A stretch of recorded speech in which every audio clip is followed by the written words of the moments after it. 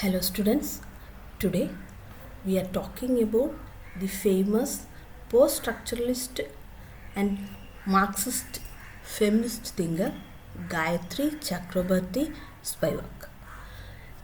Important work of Spivak is Can the Subaltern Speak?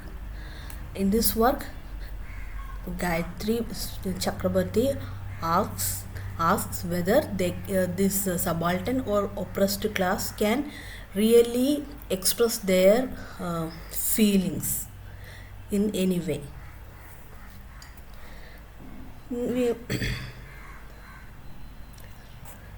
Gayathri Chakroborthy has taken the idea of subaltern or the oppressed class from the works of Antonio Gramsci. In this work, there are two important factors are expressed. They are the role of women in a post-colonial society, and also she says that the oppressed class is always a part of a discourse. They don't have their own identity and voice in a colonial society. In this work, Can the Subaltern Speak? Spivak closely observes the condition of women in colonial society and said that native women are facing double oppression from colonialism and patriarchy.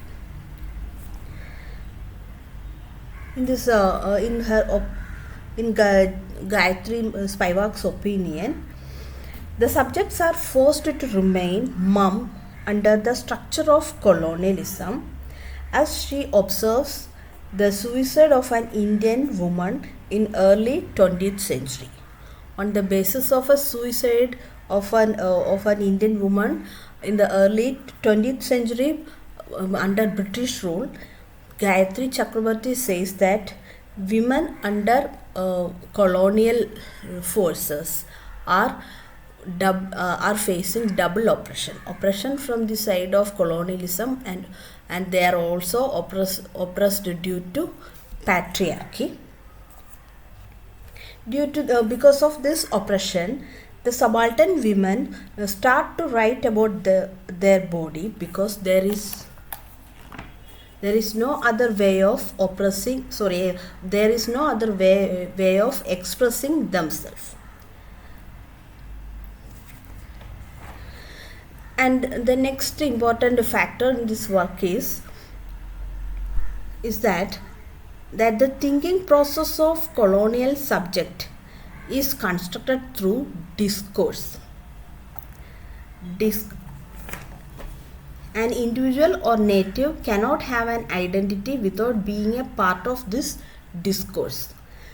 This simply means discourse is a set of ideas and principles which justify or naturalize the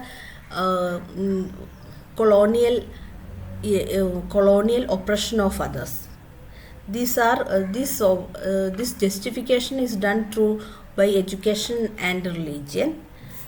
And Gayathri Chakroborthy says that even the colonial subjects are also part of this discourse.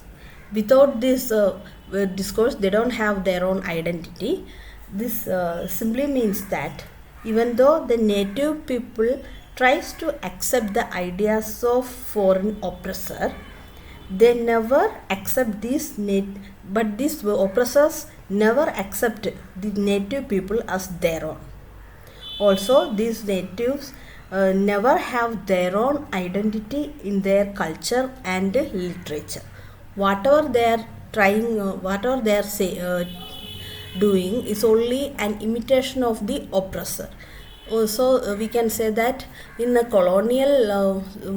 under colonialism, every native has only an imitation of the oppressor, but they don't have their own voice to express their own feelings. So we can say that subaltern consciousness will not be pure as he cannot speak or express. The Western intellectuals always says that after this English education and widespread of English culture, the native people they became enlightened. But this is not true. This is what Spivak is saying through this work. The pathetic scenario in colonialism, Spivak work expresses that all the representations about third world women or consciousness are only a construction of Western discourse.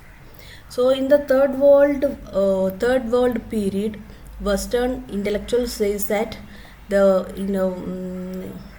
people in Asia and Africa are became more enlightened and educated and progressed because of widespread of English education and widespread of this English culture and development.